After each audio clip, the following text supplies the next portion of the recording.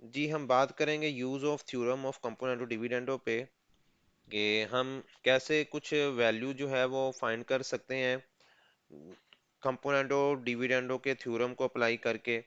तो हम देखते हैं एग्जांपल के जरिए। तो I have an example that find the value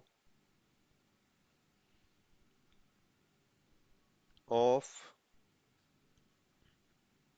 x plus 2y over x minus 2y plus x plus 2z over x minus 2z। इसकी वैल्यू हम फाइंड करेंगे इफ अगर x is equal to 4yz 4yz over y plus z। यानी अगर आपके पास x की value ये है, अगेन हम इस वैल्यू को यहाँ पे लिख लेते हैं कि x is equal to 4yz over y plus z। तो हमसे कहा गया है कि आपने ये वैल्यू फाइंड करनी है, ये सारी इस पूरी की वैल्यू आपने फाइंड करनी। तो यहाँ से हम स्टार्ट लेंगे। हम ये जो x की वैल्यू गिवन है इसको हम ब्रेक करेंगे। जी, अगर हम इसको ब्रेक करें इस तरह से कि मैं यहाँ लिखता हूँ x इज इक्वल टू, इसको हम लिख लेते हैं 4 जो है इसको लिख लेते हैं 2 इंटू 2 और वाई जी ओवर y प्लस जी। तो अब ये एक जो 2 है उसको y के साथ कंबाइन कर लेते हैं 2y, और दूसरे को हम 2z से कंबाइन कर लेते हैं। तो आप देख सकते हैं जब हम मल्टीप्लाई करेंगे अगेन 2 टू जार 4yz ही आएगा, तो यही वैल्यू वापस आएगी। तो इसको हमने इस तरह से ब्रेक करके लिख लिया ओवर y प्लस जी।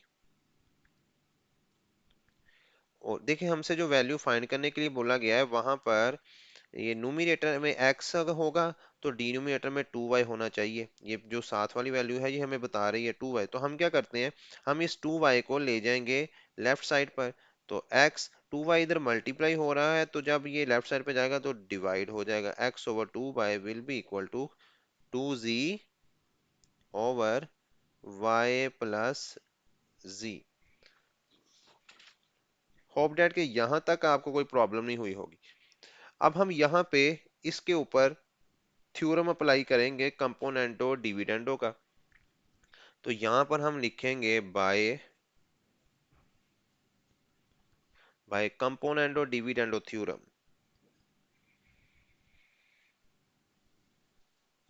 कंपोनेंटो डिविडेंडो थ्योरम, यहां पे हम लिख लेते हैं थ्योरम। तो अब हम कंपोनेंट डिविडेंडो थ्योरम यहाँ अप्लाई करते हैं। वो क्या है, न्यूमिनेटर को एज इट इज लिखा जाएगा और इसमें ऐड किया जाएगा डिनोमिनेटर को 2y ओवर। और अब अगेन यहाँ पे क्या करेंगे, नोमिनेटर एज इट इज लिखेंगे और माइनस करेंगे डिनोमिनेटर को। डिनोमिनेटर को हम माइनस करेंगे इज इक्वल टू, अब राइट साइड पे भी हम यही चलाएंगे कंपोनेंटो डिविडेंडो थ्योरम। तो यहाँ पर भी वैसे होगा, नोमिनेटर एज इट इज, इसमें ऐड करेंगे डिनोमिनेटर को यानी y प्लस जी ओवर। यहाँ पर भी नोमिनेटर को लिखेंगे और उसमें से माइनस करेंगे डिनोमिनेटर को माइनस y प्लस जी। अब चूंकि पीछे माइनस है और टर्म्स एक से ज्यादा हैं तो हम इसको ब्रैकेट्स में शो करेंगे। फर्दर इसको अगर सिंपलीफाई किया जाए तो 2z plus z that will be equal to 3z plus y over 2z।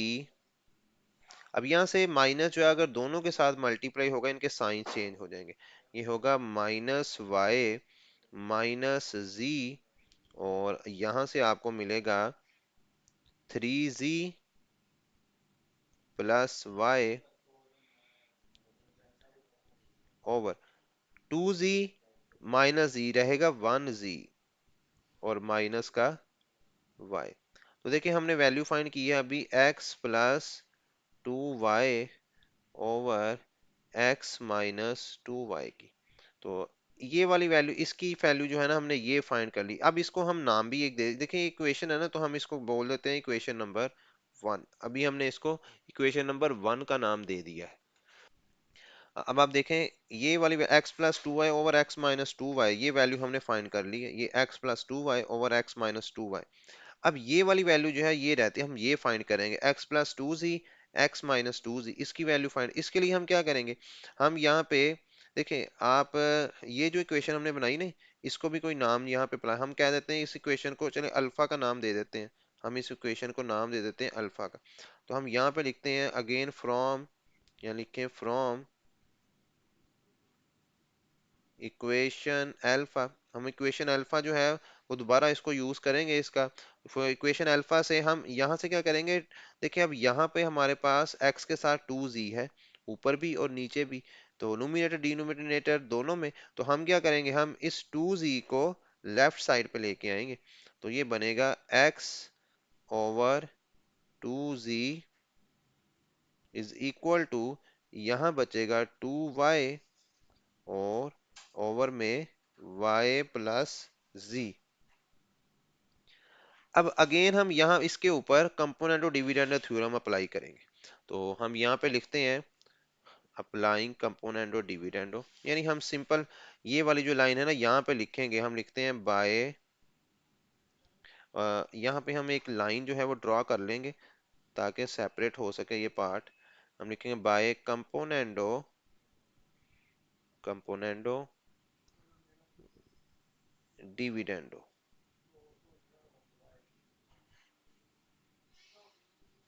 Theorem. तो इस थ्योरम को हम अप्लाई करेंगे और फर्दर इसको आगे बढ़ाएंगे, तो थ्योरम होगा इसके, डेट इज नोमिनेटर को में ऐड करेंगे डिनोमिनेटर को x प्लस टू जी, ओवर नोमिनेटर में से माइनस करेंगे डिनोमिनेटर को, ये काम करेंगे डिनोमिनेटर में, इक्वल टू यहाँ पर भी हम चलाएंगे यही वह। तो जो टू वाई नोमिनेटर के तौर पर ऐड करेंगे डिनोमिनेटर यानी y प्लस जी, और इसी तरह डिनोमिनेटर में हम क्या करेंगे, नोमिनेटर को लिखेंगे, इसमें से माइनस करेंगे डिनोमिनेटर को यानी y प्लस जी। तो यहाँ पे हम ब्रैकेट लगाएंगे पीछे माइनस होने की वजह से। अब यहाँ पे देखिए two y plus y three y हो जाएगा, और plus z as it is ही आएगा, ओवर टू वाई, इस माइनस को अगर हम अंदर मल्टीप्लाई करवाएं तो माइनस का y और माइनस का z हो जाएगा। अब further three Y plus z over two y minus y रहेगा y माइनस जी। तो ये हमारे पास आ गया x प्लस टू जी over x minus two z की वैल्यू। तो x प्लस टू जी over x minus two z equal है three Y plus z over y minus z के। अब देखिए ये वाली वैल्यू जो है ना, इस इतने पार्ट की वैल्यू भी आ गई, और ये वाला जो पार्ट है, ये वाली वैल्यू भी हमने ऑलरेडी ये निकाल ली। अब इन दोनों में देखे साइन प्लस है, तो हम इन दोनों को ऐड करेंगे। और कैसे ऐड करेंगे, इस इक्वेशन को हम नाम दे देते हैं इक्वेशन नंबर 2 का। अब इक्वेशन 1 और 2 को हम ऐड करवाएंगे, तो हम यहाँ पे लिखते हैं एडिंग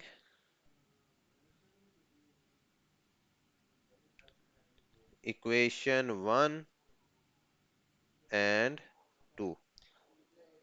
तो ऐड करने के लिए हम क्या कैसे करेंगे, लेफ्ट हैंड साइड करेंगे ऐड लेफ्ट हैंड साइड में, और राइट हैंड साइड को ऐड करेंगे राइट हैंड साइड में। So X plus two Y over x minus two Y add होगा इधर लेफ्ट हैंड साइड में, that is X plus two ji over x minus two ji is equal to, right hand side add होगी right hand side में, तो right hand side है three Z plus Y, यानी इसकी right hand side हम लिख रहे हैं plus Y over Z minus Y, add करेंगे प्लस। अब इसकी राइट हैंड साइड ये वाली हम लिखेंगे three Y plus z over y minus जी।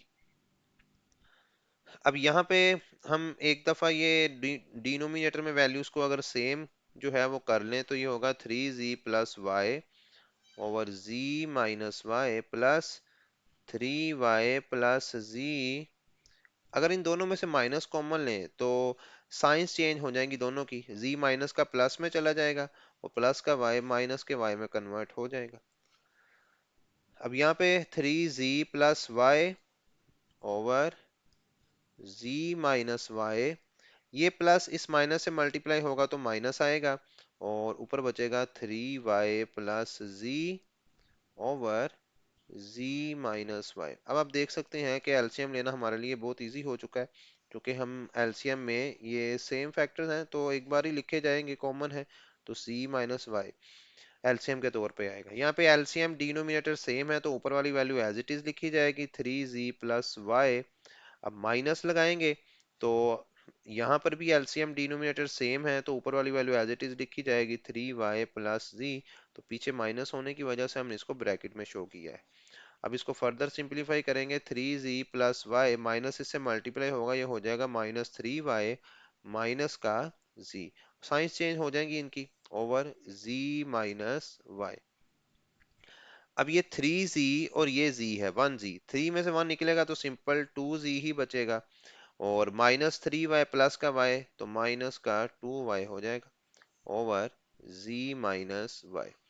अब आप देख सकते हैं ऊपर दोनों टर्म्स में से 2 कॉमन है, अंदर बचेगा z माइनस वाई, और यहाँ पर नीचे बचेगा z माइनस वाई। अब देख सकते हैं यहाँ पे z माइनस वाई से कैंसिल हो जाएगा, तो फाइनली आपके पास 2 जो है वो आंसर आएगा। अब लेफ्ट हैंड साइड पे हमारे पास क्या है, x+2y over x minus 2y, हम लिख लेंगे यहाँ पे x+2y over x minus 2y, उसके बाद प्लस है, और नेक्स्ट आपके पास है x+2z over x minus 2z। तो x+2z ये 2 है, 2z over x minus 2z। तो इस पूरे की वैल्यू 2 है जो हमने फाइंड कर ली है बाय यूजिंग कंपोनेंटो डिविडेंडो थ्योरम। तो यही हमसे क्वेश्चन में कहा गया था। अगेन अगर हम क्वेश्चन की तरफ देख लें तो यही था जी, हमने कि find the value of x+2y over x minus 2y plus x+2z over x minus 2z। इस पूरे की वैल्यू हमने फाइंड कर ली है कंपोनेंट और डिविडेंडो के थ्रू।